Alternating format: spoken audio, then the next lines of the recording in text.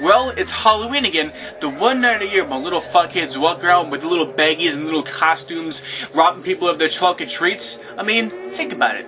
That's what they're really doing. Think about it. But me, I'm not taking anybody's chocolate treats. I'm not taking anybody's anything. I'm gonna play a crappy game. I mean, what else is there to do? So, Ghosts and Goblins. Let's give this game a try. So you start the game and right away you've got horrible music welcoming you. You see a couple having a picnic in the middle of the night in a graveyard. Sure, whatever. Then the devil comes down and kidnaps her, and this guy gets his armor on and the game begins. It's a typical side-scroller. The goal is as it always is in a side-scroller. Go to the right and take down the enemies in your way. Your attack is throwing a sword or spear, whatever it is. Now right off the bat, there's two things that suck about this game. Number one, there's too many enemies. Not a moment goes by where you're not seemingly bombarded by enemies. Number two, you die in 2 hits. That would be a problem if the game gave you a minute to breathe, but no. There's no give in this game. It's like Silver Surfer. You're constantly surrounded by enemies. It's a pain in the ass. Now, when you get hit once, your armor comes off, and the dudes are running around in, I guess it's a loincloth? Who knows? Who gives a shit? Now, my problem with that is why the hell is the armor so goddamn weak? It's metal armor, right? Yet it gets touched by a zombie or a bat or whatever, and it's destroyed? What the hell is that shit? Couldn't it crack first and then get destroyed?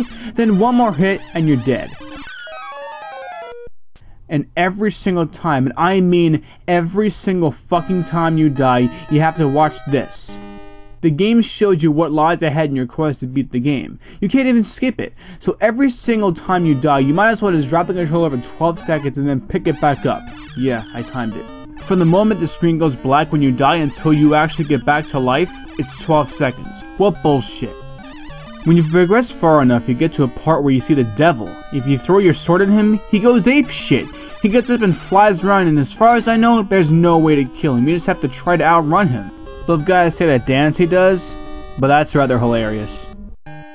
And just when you think you're safe, the piece of shit walks over the water. Yeah, he walks over the water, no problem for him. Come on, look at all this shit. There's shit all over the place. Come on, fuck! Fucking devil. And then, yeah, you gotta wait for it to load. I mean, 12 seconds may not seem long, but it feels like an eternity. I mean, you could take a shit while you're waiting for this thing to load. Come on. Thank you. So anyway, you get up to this part where there's flying knights with shields. What the hell?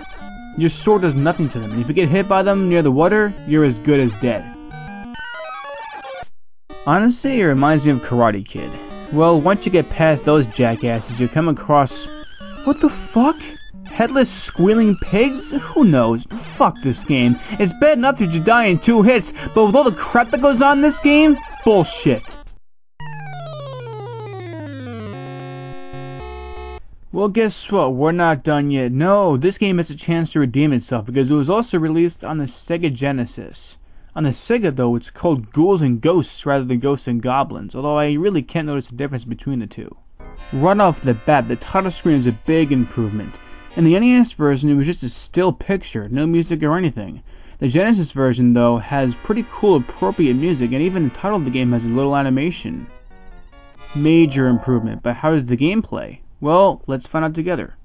Well, you'd think someone preferred the Sega? Look at this, such a major improvement.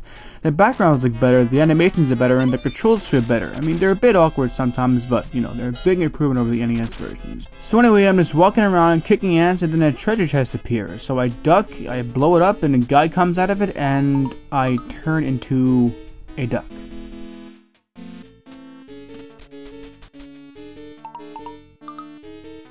Yeah.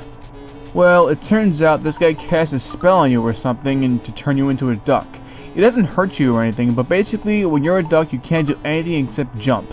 You're only duck for 5 seconds though, so, whatever. And yes, I clocked it. Once again, you can only get hit 2 times before you die, which is annoying, but in this game, you can actually get your armor back. Yeah, if you get hit and you run into a treasure chest, you can actually get your armor back, which is really nice. There's also actually times which you're not bombarded by enemies either, which is a huge relief. When you die, you still get the whole show in your quest deal, but on the Genesis you can actually skip that, so this game is a huge improvement over its NES counterpart. Now along the way you can also get different weapons, such as an actual sword and these green things that look like frisbees, which are easily my favorite weapon of all. But then the shit really hits the fan. You get to a part where all of a sudden there's a massive wind that keeps hitting you back. It's kind of like the typhoon level from Karate Kid. You have to fight against the wind and you have to combat these little tornadoes that hurt you if you touch them. No, you can't get rid of them, I tried. Your best bet is to jump over them or duck underneath them. You know, something about seeing a grizzled guy in his boxers running through wind, rain, and tornadoes is strangely humorous. Okay, so I'm in my boxers, I need a treasure chest. Oh, there's one right now. Let's. Oh, no! You mother of a fuck! Now, another thing I like about this game is that if you get game over like I just did, you can start where you left off, which is an awesome feature. Saves you the trouble of having to get where you were again. I've got to say though, this whole wind part is getting pretty annoying. I mean, it's easier than the typhoon level in Karate Kid, but still, it's starting to piss me off. Especially since sometimes you have to avoid being changed into a duck by running back to the start. I mean, come on, I already have enough shit to worry about with only one hit until I die. Eventually, I managed to get past that level and into level 2, some castle or whatever. It's here that the game stops fucking around, cuts the bullshit, and puts you on your toes. The transition from level 1 to level 2 is kind of like the transition from Top Gun 1 to Top Gun 2. Level 1 was actually kind of fun, but then level 2 says, oh, fuck you, it's time to turn it up a notch. You constantly have to dodge falling boulders and these mutant turtle things, and they never ever stop coming. Alright, come on, you pieces of shit, you're not so tough. Gonna make it! Oh, what the fuck? Wow. You know, the Sega Genesis version actually isn't all that bad. I mean, I actually kind of enjoyed it. I mean, I'm kind of surprised because considering how much of a fuck-up the NES version was, you'd think that the Sega Genesis version would be just as much of a fuck-up. But it's not. I enjoyed that? Well, yeah, I did. I enjoyed that. I enjoyed the Sega Genesis version. Wow, I think the world is coming to an end. The apocalypse is upon us! I enjoyed that game. Wow. You know, if you ever happen to come across the Sega Genesis version, I'd give it a try. It's actually not that bad. What? What? Practice mode? Practice mode? Are you fucking kidding me? Now I'm really confused.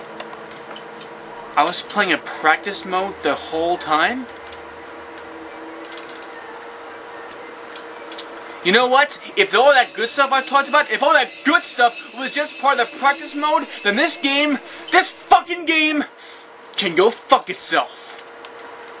And the NES version. Fuck them both. Fuck them all to goddamn hell. Now, if you'll excuse me, I have to take up the trash.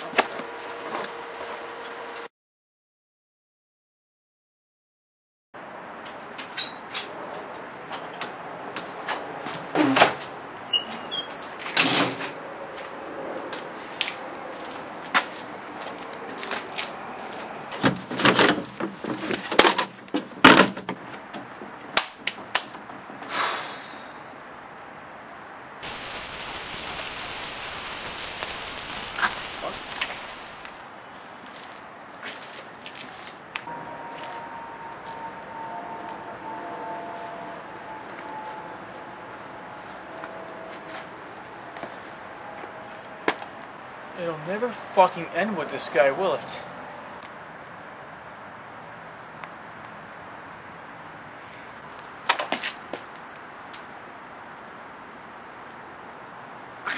I'm not looking at this piece of shit!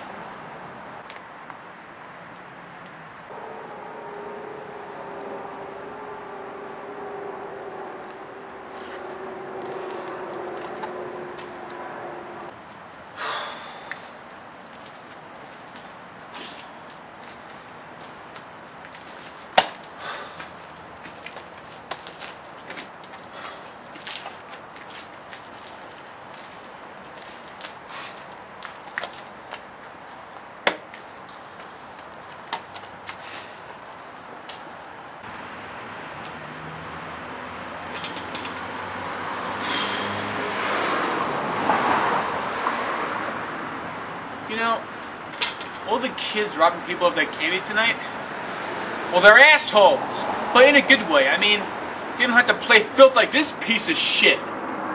You know what? Let's not end this night on a negative note. I hope you had a happy Halloween.